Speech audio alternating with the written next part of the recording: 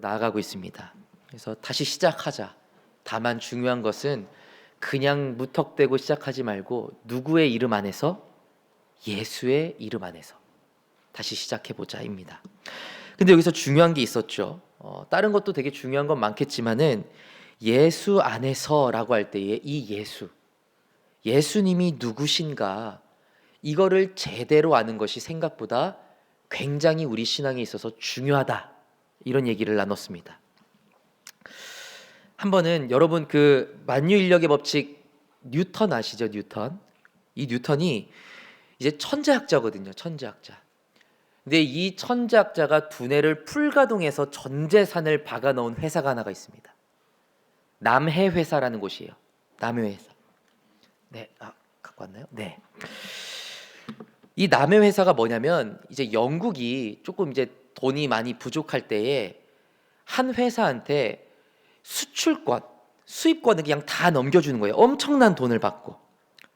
그러니까 남해 회사가 어떤 거냐면 이 영국이 남미랑 거래를 할 때 있지 않습니까? 남미랑 거래를 할 때 모든 수익을 그 회사한테 다 주겠다, 이렇게 얘기를 한 거예요. 사실상 외교권이 한 회사한테 넘어간다면 이건 엄청난 거죠. 그 얘기를 뉴턴이 딱 듣습니다. 야, 이건 투자해 놓으면 대박이다. 그래서 뉴턴이 자신의 온 재산을 가지고 이 남해 회사에 투자를 합니다. 그렇잖아요. 이제 남미에서 돈을 벌기만 하면 그거의 일부분은 무조건 뉴턴한테 계속 쌓이는 거 아닙니까? 또 남미가 옛날에는 어떻게 보면 거의 황금 어장 아닙니까? 엄청난 기대를 하고 투자를 하게 됩니다. 근데 문제가 생겨요. 전 재산을 투자해 놓고 봤는데 이 영국에 있는 배들이 남미를 가지를 못하는 겁니다. 나중에 알고 봤더니 이 남미 쪽에 이 해역은 스페인이 다 잡고 있는 거예요. 스페인이. 다른 나라 배들은 지나가지도 못하게 그냥 싹 지켜버리고 있는 겁니다. 군대들이. 그러니까 남해 회사가 거짓말을 한 것은 아니었어요. 정말로 영국의 이름으로 남미랑 거래를 하면 다 남미 회사께 맞아요. 남해 회사께. 근데 거래를 할 수 있다 없다? 거래를 못 하는 거예요. 스페인 때문에. 그래서 전 재산을 투자를 거의 하긴 했는데 나오는 게 없는 겁니다.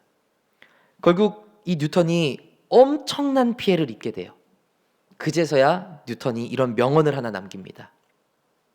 나는 천체의 움직임은 계산할 수 있어도 인간의 광기는 계산할 수 없다. 이런 이야기를 남겨요. 이 광기가 뭐냐면 자기 자신을 의미하는 거예요. 자기 자신. 내가 뭐 하나에 딱 꽂히니까 멈출 수 있더라 없더라? 없더라는 거예요. 언제 깨닫게 되느냐? 이게 아니었구나라고 내 삶에 딱 들어올 때야 깨닫게 되는 것이지 내 몸으로 경험하기 전에는 절대 안 꺾어지더라, 그러는 거예요. 그리고 반면에 이런 이야기들은 무엇을 의미하느냐? 한번 무엇인가를 시작하려면 제대로 알고 시작하는 것이 그만큼 중요하다라는 이야기입니다.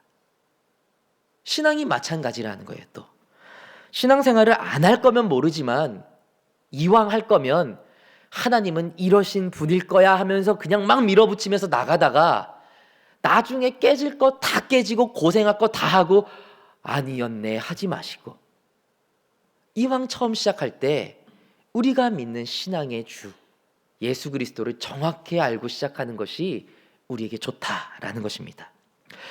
그래서 저희가 이제 지난 시간부터 예수님을 잘 알기 위해서 하나의 대주제로 나가겠다고 했습니다. 그것이 바로 에고 에이미. 에고 에이미가 이제 영어로 I am이잖아요. 요한복음에 보면은 예수님이 I am something, 나는 무엇이다라고 이야기한 게 7구절이 된다라는 거예요. 이것만큼 예수님을 정확하게 표현하고 있는 게 없잖아요. 내가 이런 존재라는데 뭐 다른 표현이 소용이 있겠어요. 그래서 이걸 알아보면서 예수님을 좀 정확하게 알고 가자, 이 얘기를 나눴습니다. 그래서 저희가 이제 총 7개의 이 항목들을 준비했습니다. 그리고 지난 시간에 저희가 이 중에서 첫 번째 생명의 떡에 대해서 알아보았죠. 생명의 떡. 지난 시간에 핵심은 무엇이었느냐? 나는 생명의 떡이다 라고 말한 예수님의 의도는 나는 너의 일상이 되고 싶다라는 거였어요. 일상. 여기서 생명의 떡에서 떡이라는 단어를 볼 때 아르토스라는 단어를 썼습니다. 이거는 특식을 의미하는 게 아니죠. 일상에 먹는 양식. 어떤 상황에서도 꾸역꾸역 먹어야 그나마 나의 최소한의 삶을 영위할 수 있는 양식. 그게 아르토스라고 했습니다. 매일매일 어떤 상황 속에서도 예수님과 함께 하는 것, 예수님의 말씀을 먹는 삶, 그것이 예수님이 바라는 모습이다. 이것이 생명의 떡의 첫 번째 이야기였죠. 그런데 이 생명의 떡이다 했을 때 말씀의 흐름을 보면은 이 아르토스, 매일의 양식보다 좀 더 중요하게 우리가 생각해야 될, 중요하게 여겨야 될 부분이 하나가 있습니다. 그것은 바로 이것입니다. 자, 한번 다 같이 읽어보겠습니다. 읽겠습니다. 수단이 아닌 목적이 되고 싶으십니다. 아멘. 예수님은 내가 생명의 떡이다라고 했을 때 어떤 마음을 가지셨느냐? 자신이 수단이 되고 싶지 않으시고 목적이 되고 싶으시다라는 거예요. 좀 더 쉽게 얘기하면 예수님은요, 무언가를 얻기 위해 믿는 대상이 되기를 원하지 않으시고 그냥 예수님 자체로 만족하기를 원하신다라는 것입니다.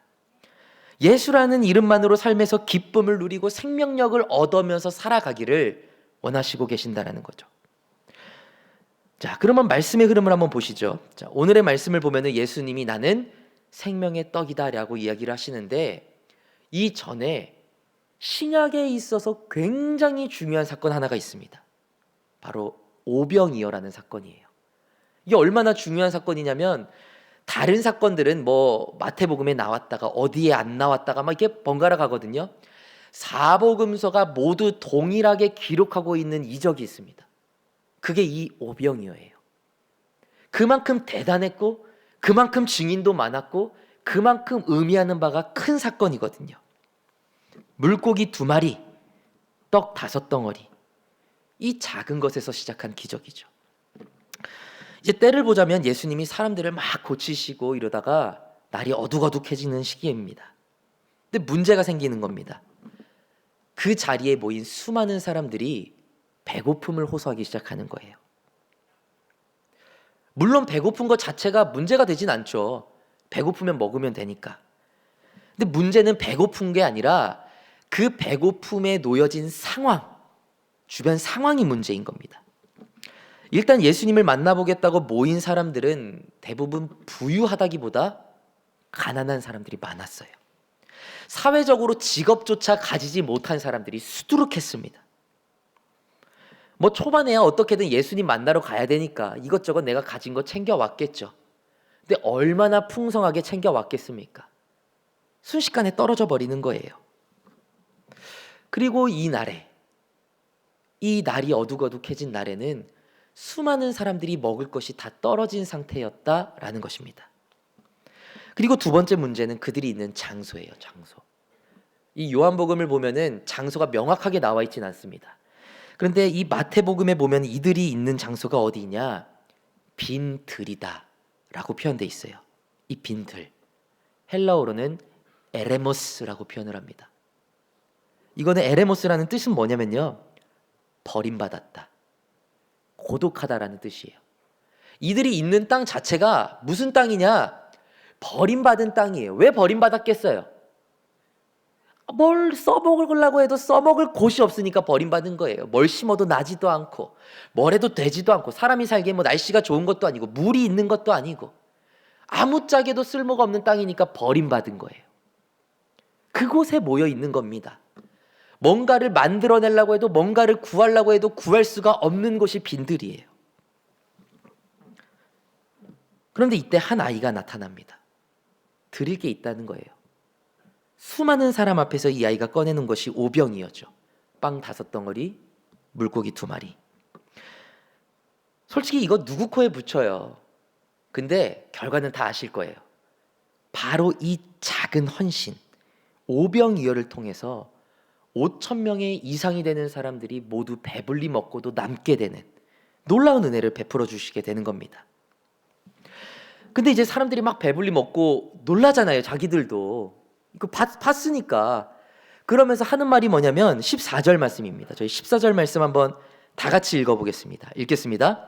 그 사람들이 예수께서 행하신 이 표적을 보고 말하되 이는 참으로 세상에 오실 그 선지자라 하더라.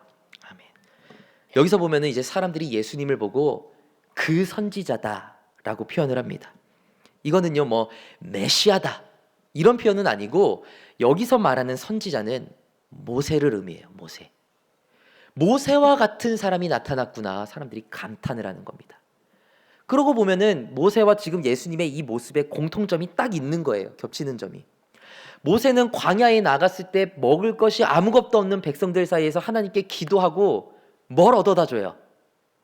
만나, 메추라기, 목마르면 물, 자신들이 필요했던 것을 딱딱 가져다 뒀단 말입니다.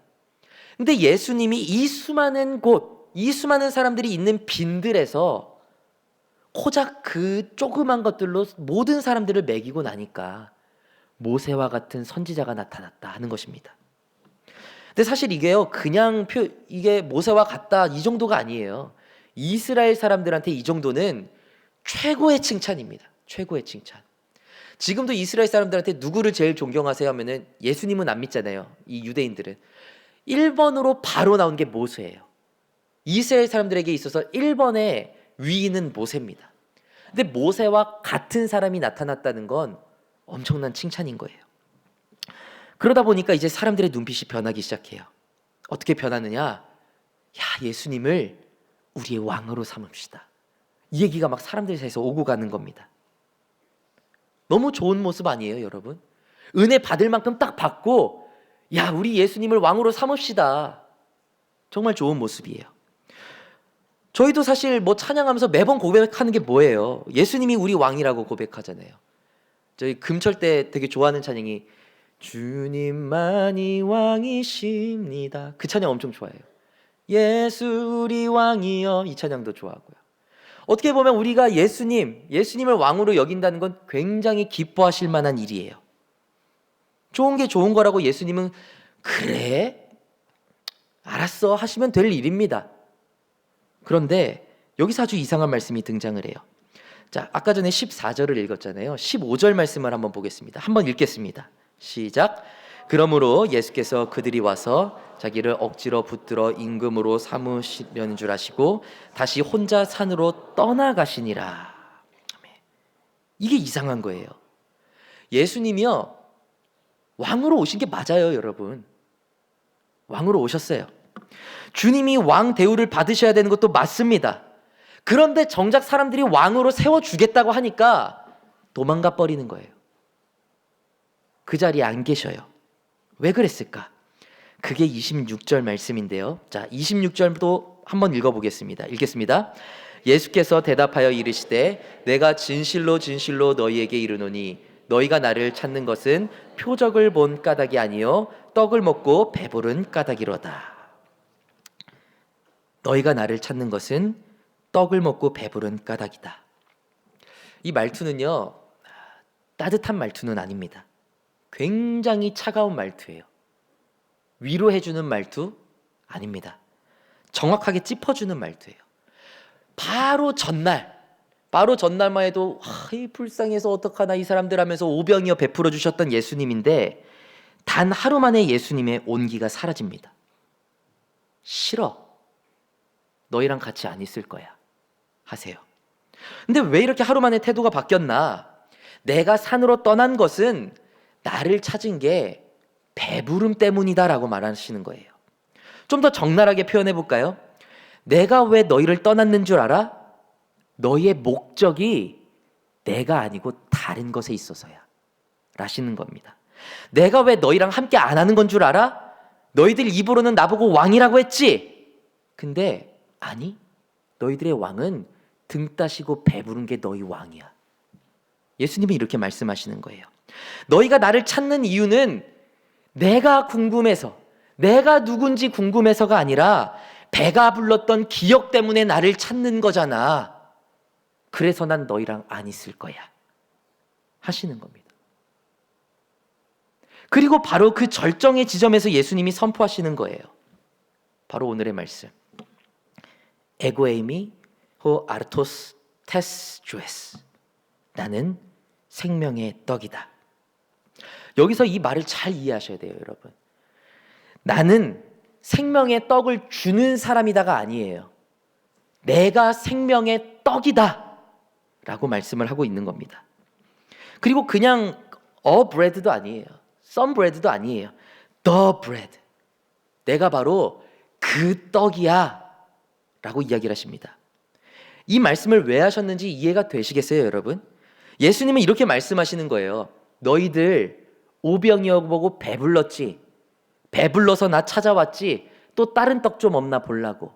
근데 다른 떡이 아니라 나라는 떡을 봐야 돼 라는 겁니다. 먹는 걸 위해 보는 나를 보는 게 아니고 나 자체를 봐야 돼. 이런 거예요. 조금 더 쉽게 사람들이 왔습니다. 예수님, 저희 왔습니다. 그래, 떡 먹으러 왔어? 예, 맞습니다. 그래, 떡 먹어. 떡이 어디 있어요? 내가 그 떡이야. 이렇게 말씀을 하시는 거예요. 너희가 찾고 있는 그 떡 말고 내가 너희의 떡이야. 내가 너희가 찾아야 될 존재야. 나를 수단 삼으려고 하면 안 돼. 내가 목적이 되었으면 좋겠어 라고 말씀을 하시는 거죠, 여러분. 너희가 먹고 싶어하는 그 빵이 너희를 살리는 게 아니라 내가 너희를 살리는 빵이야 라는 겁니다. 예수님을, 하나님을 수단 삼지 말고 그분 자체를 바라보아라. 아주 신앙의 핵심을 찌르는 말씀입니다. 여러분, 예수님을 수단 삼지 마시고 목적하시기 바랍니다. 그런데 문제가 있어요. 입술로는 고백이 되죠. 수단 삼지 않겠습니다. 목적으로 하겠습니다. 근데 현실적으로 이게 어떻게 하는 건지 막상 생각해 보면 도통 답을 알 수가 없습니다. 어떻게 하는 거예요? 여러분, 예수님을 수단 삼지 않고 목적으로 하는 거. 저만 해도 그래요. 20대 때는 꿈이 있어서 예수님께 매달렸습니다. 30대 때는 하루하루 버텨나갈 힘이 있게 해달라고 매달렸습니다. 40대가 되니까 지킬 게 많아져서 기도하기 시작합니다. 뭔가 계속해서 무엇 때문에 예수님을 의지하게 돼요. 이게 현실이에요, 여러분. 저조차도 항상 뭔가를 바라기만 하면서 신앙생활을 해왔기 때문에 그런 거 없이 예수님을 바라본다는 게 도대체 뭔지 알 수가 없는 겁니다. 그러다 보면 이런 말이 터져 나오죠. 어쩌라는 겁니까? 바라는 기도는 하지도 말라는 겁니까? 그냥 무조건 예수님 해야지 예수님 바라보는 겁니까? 도대체 예수님만 바라본다, 예수님을 목적으로 두고 산다, 이게 뭐예요? 질문하게 된다라는 겁니다. 여러분, 뭐가 예수님을 수단 삼지 않고 목적으로 살아가는 걸까요? 저는 이렇게 표현을 하고 싶어요. 자, 한번 다 같이 읽어주시겠어요? 읽겠습니다. 손끝을 지나 보이는 아버지의 눈빛. 네, 조금은 표현이 두리뭉실하죠? 제가 이거를 설명하기 위해서 저와 아버지의 관계를 잠깐 이야기하려고 해요. 이 자리에 아버지와 관계가 안 좋으신 분도 있을 거예요. 그런 분들은 나를 길러주신 분들을 한번 생각하면서 들어보시기 바랍니다. 저는요, 부모님한테 한평생 받고 살았던 것 같아요. 그냥 한평생 받고 살았다 이렇게 표현해도 무방해요. 부모님께 해드린 게 없습니다. 지금 사실 좀 자존심 상하지만은 어떻게 하다 보니까 사역자 길을 오게 돼가지고 친구들은 뭐 해줬네 그러면 멋있다, 전 이렇게밖에 얘기를 못해요. 가끔씩 부모님과의 추억을 돌이켜보면 받은 기억밖에 없어요. 또 생각해보면 그게 감사한 줄 모르고 저는 뭔가 원하는 게 생길 때마다 부모님께 조르기 바빴던 존재입니다. 어렸을 때는 장난감에 목을 매죠. 이거 사주세요. 그러다 사주면 또 어떻게 하냐? 그 옆집 애가 갖고 있는 장난감이 갑자기 부러워지기 시작해요. 그럼 기껏 사줬는데 그거 며칠 갖고 노다 말고 이번엔 이거 사주세요. 조금 커서 이제 학생 되니까 이것저것 사달라는 게 더 비싸지는 거예요. 변명거리로 할 때도 계속 이거 사달라 저거 사달라. 한 번은 부모님이 저보고 성적이 왜 이렇게 떨어지냐, 공부 좀 열심히 해라 하니까 제가 할 말이 없어서 MC 스퀘어를 안 사줘서 그런다고 그랬습니다. 여러분, MC 스퀘어 뭔지 아세요? 우리 이번에 신입생들 손 한번 들어보세요. 신입생들. MC 스퀘어 뭔지 아세요? MC 스퀘어? 모르죠? 이게 뭐냐면 공부하기 전에 이렇게 로보캅 같은 거 이렇게 눈에 딱 쓰고 귀에 뭘 꽂으면 띠띠띠띠띠띠 이런 소리가 들려요. 그거를 몇 분 듣고 탁 뽑으면 눈이 맑아지고 이해력이 높아지고 마법의 도구, MC 스퀘어가 있었어요. 그거 사주면 내가 성적 오른다. 내가 이걸 안 사줘서 성적이 안 오르는 거다. 아버지가 사줬어요. 큰일 났습니다.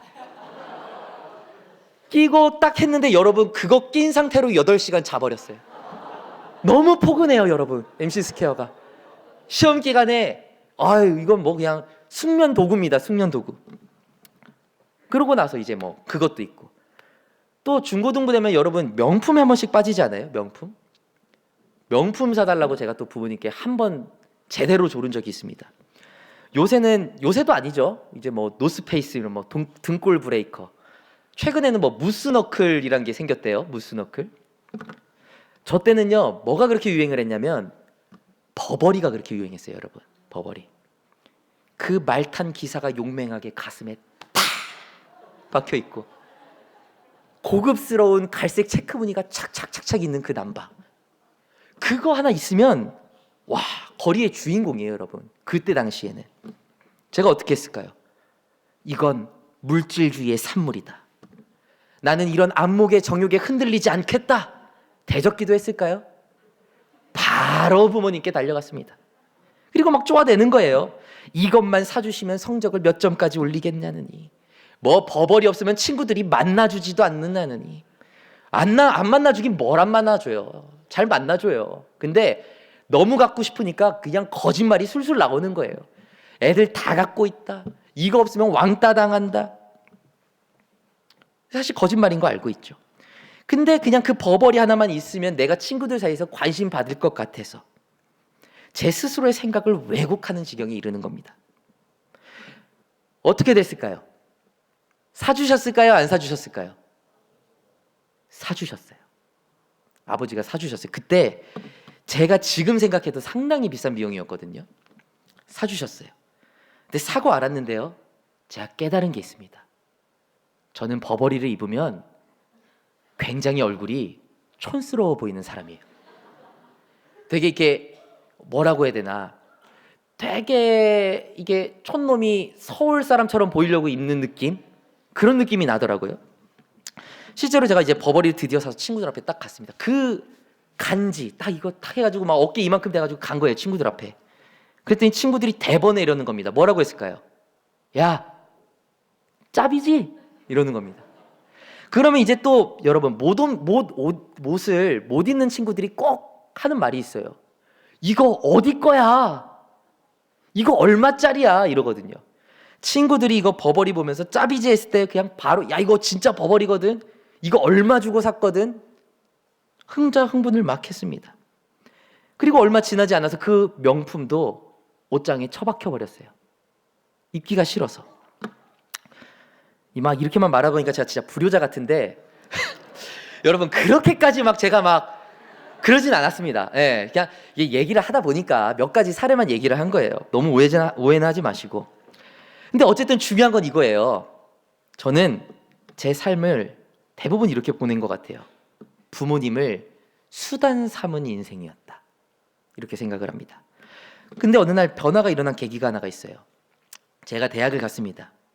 대학 가면 초반에 또 막 여러분 행사가 얼마나 많이 있어요. 제가 뭐 이제 신학교를 갔으니까 뭐 술자리, 뭐 술파티 이런 건 없겠죠. 근데 그래도 저희들끼리도 MT가 있어요. 밤새 콜라 마시고 밤새 찬양하고 밤새 369하고 막 007하고 밤새 놀아요 여러분. 정말 행복한 MT가 있어요. 그게 많아요 여러분. 근데 돈이 필요하죠. 학비도 필요하고. 하필 그때 집안 사정이 좀 어려웠어요. 집안 사정이. 아버지가 사업이 잘 안 되셔가지고 그냥 월세만 계속 가만히 앉아서 나가는 상황이었거든요. 저도 이제 머리가 조금 컸잖아요. 눈치가 보이대요. 근데 어떡해요. 놀러 가고 싶어 죽겠는데. 또 아버지한테 말을 거는 거죠. 아버지. 그러면서 또 이제 제 사정을 아주 휘황찬란하게 얘기했습니다. 이거 안 가면 완전 저 왕따당이에요. 신학교에서 친구 하나도 못 만들어요. 이건 무조건 가야 되는 겁니다, 아버지. 이거 가야 또 친구들 만나면서 조별 과제도 같이 할 수 있어요, 아버지. 별의별 얘기를 다 했습니다. 눈치는 보였죠. 근데 그거를 알면서도 요구할 수밖에 없었어요. 그땐 제 능력이 없으니까. 근데 그때 아버지가 들으시고는 별 말씀 안 하셨던 것 같아요. 그냥 그래 그러셨던 것 같아요. 근데 제가 눈치를 보다 보니까 이제 아버지의 이 상황을 봐야 되잖아요. 딱 얼굴을 봤는데 되게 진부한 표현이거든요. 제가 그거를 깨달을 날이 올 줄은 몰랐는데 많이 늙으셨더라고요. 그 사이에. 또 사업도 안 되고 그러니까 하루하루 얼마나 아버지는 죽을 마시겠어요. 뭐 얼마가 필요하다 이런 것도 그냥 제대로 들어오지도 않고 그냥 그래 이러시는데 제가 딱 아버지의 그 주름살이 보이는 거예요. 흰머리가 보이는 거예요. 처음으로 아버지의 얼굴, 표정, 아버지의 숨소리까지 들린 숨소리까지. 희한한 경험이었어요. 근데 그때부터 제가 조금 생각이 바뀌는 거예요. 뭐에 대한 생각? 아버지에 대한 생각이 조금씩 바뀌기 시작하는 겁니다. 예전에는 원하는 게 있으면 아버지 보지도 않고 그냥 원하는 거 따다다다다다 쏟아내기 바빴습니다. 근데 그런 일이 있고요. 나이가 들수록 아버지께 뭔가 달라고 전화하는 횟수보다 그냥 잘 계시죠? 별일 없죠? 저 잘 지내고 있습니다. 연락하는 횟수가 많아지기 시작해요. 제 삶이 막 윤택해지고 나아져서 그런 게 아니에요. 그냥 나중에 알고 보니까 깨달아지는 게 철부지 아들 끝까지 옆에서 계셔주시고 말도 안 되는 요구 또 속아주시면서 허허 마지막이다 마지막이다 하면서 또 들어주시고 그냥 나를 견뎌주신 아버지라는 존재 자체에 감사가 생겨나기 시작하는 거예요. 옛날엔 이랬어요. 내가 원하는 거 안 사줘? 당신이 내 아버지야? 다른 아빠들은 다 사주는데 안 사주면 그게 무슨 아버지야? 거의 그 수준으로 아버지를 생각했거든요. 근데 지금은 전혀 그렇지 않아요. 아버지가 뭘 사주시면 감사, 안 사주시면 어때요? 아버지는 아버지인 거예요. 예전에는 손끝만 봤습니다. 손끝. 돈을 쥐어주는 손. 돈이 달려있나? 허락하는 손. 오케이가 됐나? 카드 건네주는 손. 그 손이 제 목적이었어요. 근데 어느 날 손이 아니라 아버지의 손바닥이 보이는 거예요. 손등에 있는 주름살이 보이는 거예요. 그제서야 아는 거죠. 나는 평생 아버지 손끝만 보고 살았구나. 아버지 자체를 난 보지 않았구나. 그리고 그제서야 아버지를 아버지 자체로 볼 수 있게 되는 거예요. 손끝을 지나 보이는 아버지의 눈빛. 이게 이런 겁니다. 그리고 이 순간이 되면요. 더 이상 아버지는 나에게 수단이 되지 않아요. 아버지는 아버지예요. 아버지한테 연락을 하잖아요. 그거는 뭔가를 얻어내기 위해서가 아니에요. 아버지니까 연락하는 거예요. 아버지를 보기 위해서 연락하는 거예요. 아버지가 목적이 되는 거예요.